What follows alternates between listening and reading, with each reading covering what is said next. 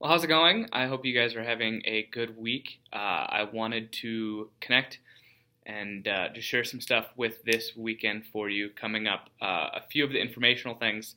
We are going to be talking about kids in crisis, not only in our host moment after worship, and we're going to be highlighting one of the families here that is a foster family. But then we're also going to be having some information at the Next Steps table, and then people are going to be asked if you would like to be a part of maybe our care team or get more information about this. Fill out the connection card and then take the connection card to the Next Steps table. And so if there is any prevalent information that we need at Next Steps for the kids in crisis stuff, I will make sure to have that for you. That way, if people come and ask, we don't just say I don't know. So I'll make sure to get that information for you if there's anything Katie Canan wants us to answer specifically, but be prepared for that. We are in our third week of the movements of the Bible, and I wanted to share too that each week we've had 25 people come to the large group study that we've been having here at East. They had 29 at West first week. They had like 39 last week. And for East, we had 25 come. And then some of them said they wouldn't be able to come back this next week. But then we had 13 new people come the next week. So total, there's been like 35, 40 people. I'm bad at math. But close to 40 people who have been a part of this Bible study. And what I love is that there are about 30 of them who have never done anything as far as serving or being in a group, or there are still people who normally just attend. And so this has become a real easy way to help connect people, but then we're also seeing, wow, okay, this is a great first step for some people who, we always encourage them to get into groups because you should be in a group, and we want people to be in groups. But for some people, it's really difficult to go from a group of, say, 250, 300 people on a weekend where you're just part of the crowd to a group of 6 to 10 in somebody's house. That's a big jump. So this is more of that small step to help somebody, okay, this is what a Bible study looks like, this is what we do, and it starts to build trust.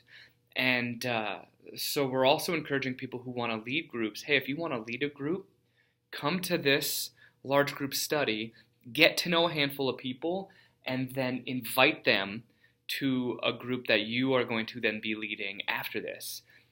Really simple. And it's just great. Like, there's been great connection, great conversation, and I love the fact that it's a bunch of people who haven't really been connected beforehand. So I've been really excited about that. But one of the other things I wanted to share is, and this is something we always talk about, but as we get ready for winter and Christmas, and we're going to be having Christmas Eve services, so we're going to need more people to help with volunteer, and it's been a while since we've had a lot of new people start helping serve and getting connected with that. And I think we're learning this, we need to do a little bit better job of making that a focal point more often. But one of the things I want to do is, because we all know there's people that come here every single week that we talk to them that for one reason or another we just don't say, hey, come serve with us. So I just want to start challenging each of us to, again, find that person that week you're just going to say, hey, come serve with me. And the truth is, and I'll tell you who I'm gonna talk to, is a guy that I know has been coming to East since it started. And I knew him back when I sold cars because he worked for one of the businesses that was owned by the dealership. But his name is Bart Otto, and Bart and his wife Jo and their son Joseph all come here. They've been coming here for the last 3 years. They served a few times with us before, but they come almost every Sunday morning, and I know him, and I see him all the time, and I never say anything. And so I'm going to reach out to them this week and say, hey, you know what? Like, we could use your help serving and would love if you serve with us. Why don't you and your family come greet or come help usher? But I think, and I know we've said this before, but I think if each one of us just have that person in our mind and are willing to say, okay, I'm going to go ask. Would be surprised how many people want to be a part of these teams. It just takes us asking.